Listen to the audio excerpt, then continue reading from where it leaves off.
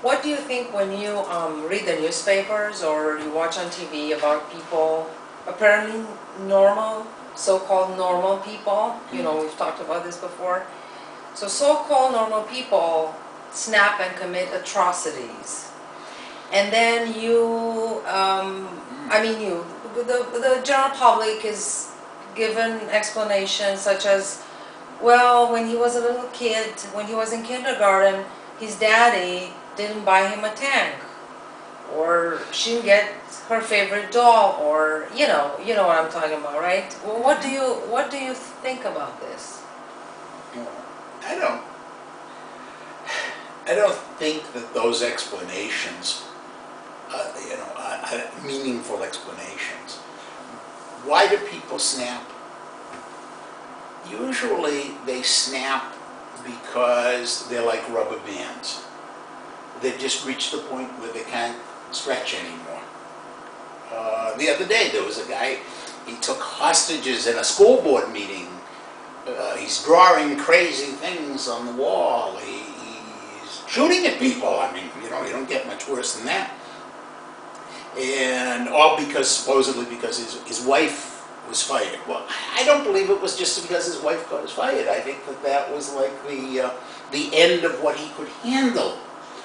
Now, our capacity to handle, that is to some degree built in our childhood. We have like a savings account in our hearts, in our souls, in our brains, that's built up by the units of love and concern and success and gratification and encouragement and all those things that we get as children. All that stroking gets kind of built up in us, in a savings account, in us. Day to day, as we're living as adults, we're using a checking account. You go to the store and the guy gives you a hard time. You have to take something out of your emotional checking account. On the other hand, you go home and your kid throws his arms around you and says, "Oh, Daddy, you're the greatest daddy in the world." Yep, we add a little to the checking account.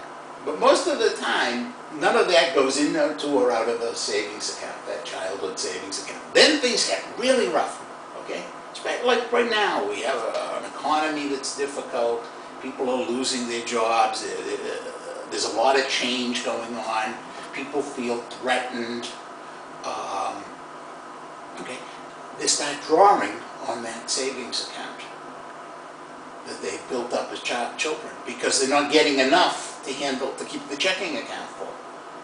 And then there just isn't enough, and one day I'm bankrupt emotionally, and that's when we lose it.